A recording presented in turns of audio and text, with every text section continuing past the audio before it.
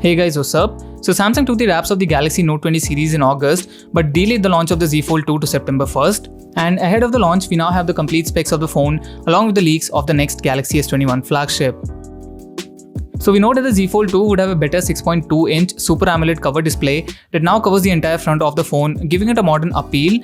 But the interesting part is that even the outer display supports HDR10+, which means using the phone in its foldable state should not feel like a compromise anymore. It has a resolution of 2260 by 816, so just over 720p, but that does not make it a bad display at all.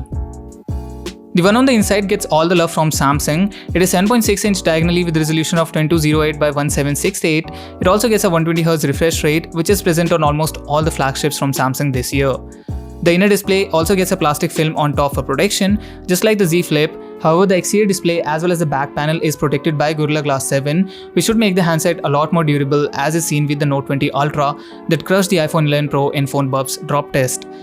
We've got three 12-megapixel sensors on the back with dual-pixel autofocus on the primary with a 1.8-micron pixel size, which should provide great-looking photos. The setup is capable of recording 4K 60fps and HDR10+ from both the front and the back camera. The front cameras on both the outer and inner display have resolution of 10 megapixel and are most probably the same sensors. The phone has two batteries with a combined capacity of 4500 mAh and supports 25 watts of fast charging and 11 watts of fast wireless charging. It also gets stereo speakers tuned by AKG. The Z Fold 2 might be powered by the Snapdragon 865 Plus SoC, which is currently the absolute top performer in the world of Android smartphones, even in markets like India. It does weigh in a hefty 279 grams, but that is to be expected with a foldable device anyway. Moving on, there is some juicy news regarding the Galaxy S21, and it comes from Ice Universe, the famous Samsung leaker.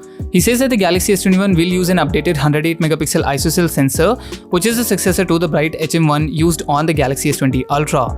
If the Note 20 Ultra is anything to go by, we can expect the S21 to be a beast of a camera. And then there is some bad news regarding Samsung and AMD. So according to Ice Universe, the Exynos 1000 coming next year would still lose to the Snapdragon 875, both in terms of CPU and GPU, but the gap is narrowing. And that is due to the Exynos 1000 using the Mali G78 GPU instead of the rumored AMD GPU. Ice Universe says that Samsung won't be implementing the AMD GPU in Exynos chips until 2022, and that leaves us with the 24-core Mali G78.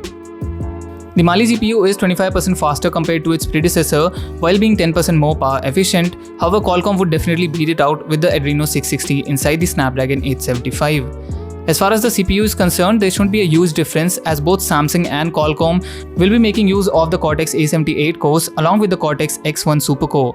The difference being Samsung will use the ARM cores as is, while Qualcomm will optimize them further for more performance, as is the case with most of the recent Snapdragon processors. So people who are waiting for the AMD GPU next year will have to wait a bit more till 2022. Also, the battery capacity of the Galaxy S21 Plus has been leaked, and it indicates a typical capacity of 4800 mAh, which is a nice bump over the 4500 mAh cell on the S20 Plus and should be able to take you through a day of use without any problems.